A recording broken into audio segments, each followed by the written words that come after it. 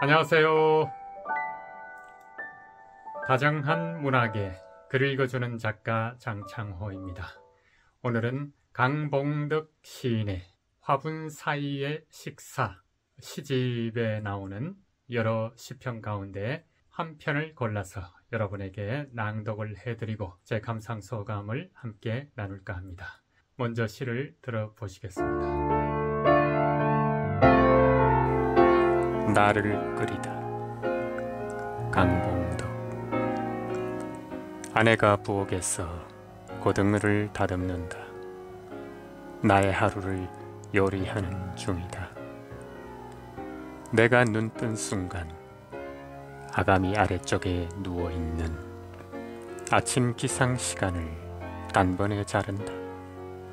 출렁 꿈과 현실이 분리되는 소리다. 집을 나서며 얼룩진 편린을 지우듯 비늘을 벗기고 지느러미를 자른다.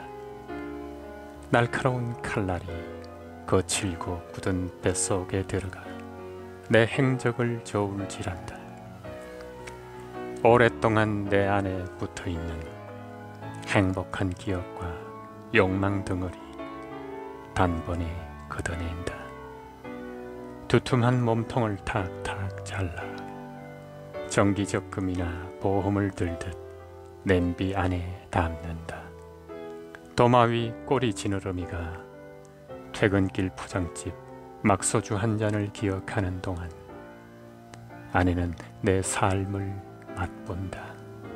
담백하거나 시원하지 않으면 안 된다며 모아쥐인 기도에 손을 펴 소금을 뿌리고 물오른 허벅지 같은 물을 빚어 하루를 끓인다. 내 삶을 끓인다. 잘 들으셨습니까?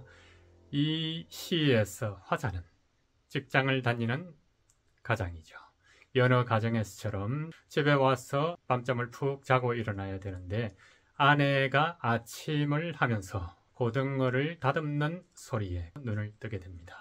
탁탁 고등어를 동강내는 그 도마 위의 칼질 소리가 자신의 삶을 마디마디 어찌 보면 화자가 지니고 있는 모든 것들을 아내에게 일상을 요리당하는 자신이 일상에서 바깥에서 생활하면서 복잡다단한 사연이 있을 수도 있겠죠. 근데 그것마저 꿈속에서나 즐길 수 있는 것을 아내의 칼질 소리에 깜짝 놀라서 현실 세계로 다시 눈을 뜨게 됩니다. 참으로 절박한 의무감이라고 할까요? 댕강댕강 잘려나가서 양념을 넣어서 부글부글 끓여서 아내가 맛을 보는 남편의 삶을 모두 헤쳐 모아서 한 토막토막 마디를 내서 그걸 맛본다는 것은 화자에게는 어떻게 들리겠습니까? 좋게 들리겠습니까? 비밀을 들키는 듯한 느낌을 받을까요? 살면서 자신만의 욕망이나 꿈을 편안하게 즐길 수 있는 그런 자유조차 저당 잡힌 뭐에 의해서 일찍 깨어나서 요리를 하고 있는 아내에 의해서 현실로 호명하는 소리일 수 있겠습니다. 아내는 출근할 남편을 위해서 맛있는 요리를 하고 있는데 남편은 스스로 자신을 고등어찌개의 고등어가 되고 맙니다. 하지만 이 시에 감추어진 어떤 내밀함이 있다면 해체되는 화자의 심리에서 느껴지는 또 다른 정서를 읽을 수 있습니다. 그것은 아내는 남편이라는 고등어를 요리해서 맛을 보지만 그 속에 일상의 기도가 담겨 있다는 점입니다. 남편의 꿈과 욕망을 함께 나누고 싶다는 혹은 요리해서 맛본다는 것은 유대감과 가족이라는 정서적 공동체의 일체감이 담겨 있는 거죠. 참 이상하죠? 시인도 나날을 살아가는 일상인이고 일상의 모든 것을 아내에게 저당 잡히거나 들통이 나는데 화자의 속내는 일상을 부정하거나 절망에 빠지지 않는다는 점입니다. 그것이 은근히 시 속에 묻어 나온다고 봅니다. 그건 화자의 시적 진술에서 삶을 바라보는 태도에 그런 자세에 달려있지 않나 생각해 봅니다. 시의 내용 어디에도 화자의 정서, 기분을 강요한다고 할까요? 그런 장치가 없다는 것입니다. 있는 그대로 진술과 묘사를 할 뿐입니다. 그렇다면 시에 담긴 정서는 누가 주체적으로 가져야 하는 겁니까? 독자가 일상을 어떻게 살아가느냐에 따라서 남편을 요리하는 아내의 심정이 될 건가? 아니면 요리당하는 남편의 심정이 될 건가? 아니면 그 두 부부의 일상을 함께 나누는 공동체의 정서적 일체감을 맛보는 부부로 볼 것인가? 독자에 따라 달라지겠죠. 그저 요리하는 소리를 듣고 자신의 전부가 요리 속에 담기는 형식적인 절차만 나타나 있습니다. 시의 전개와 내용에 따른 이미지는 오로지 독자에게 맡기고 있습니다. 화자 불개입의 원칙이라고나 할까요? 시인 자신의 정서나 자신의 경험에서 우러나오는 그 상상력마저 자신의 주관적인 입장에서 진술하거나 묘사를 하는데, 강봉덕 시인은 현대 시의 비법을 알고 있는 듯 그저 있는 그대로를 묘사할 뿐입니다.